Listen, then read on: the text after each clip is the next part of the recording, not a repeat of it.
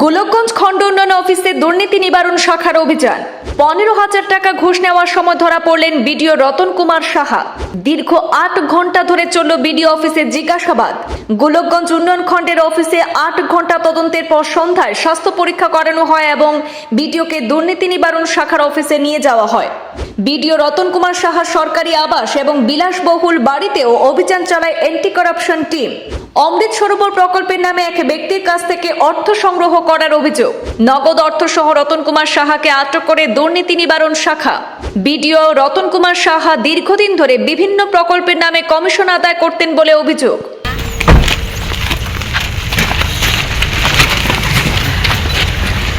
ধুবড়ী জেলার গোলকগঞ্জ খণ্ড উন্নয়ন অফিসে দুর্নীতি নিবারণ শাখার অভিযানে ব্যাপক চাঞ্চল্য ছড়িয়েছে।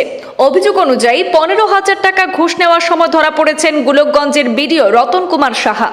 জানা গেছে, অমৃত সরোবর প্রকল্পের বিল মঞ্জুরির নামে এক ব্যক্তির কাছ থেকে 15,000 টাকা গ্রহণ করার অভিযোগ উঠেছে তার বিরুদ্ধে।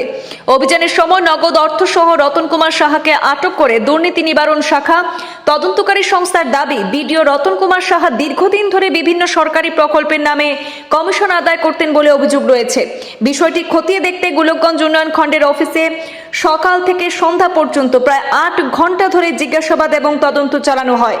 তদন্ত শেষে সন্ধ্যায় স্বাস্থ্য পরীক্ষা করিয়ে তাকে দুর্নীতি নিবারণ শাখার কার্যালয়ে নিয়ে যাওয়া হয়। পাশাপাশি অভিযানের অংশ হিসাবে রতন কুমার সাহার সরকারি আবাস এবং বিলাসবহুল বাড়িতেও তল্লাশি চালানো হয়েছে বলে জানা গেছে। এই ঘটনাকে কেন্দ্র করে এলাকা জুড়ে আলোচনা শুরু হয়েছে। তদন্ত শেষ না হওয়া পর্যন্ত প্রশাসনের তরফে বিষয়টি নিয়ে আনুষ্ঠানিকভাবে কিছু জানানো হয়নি।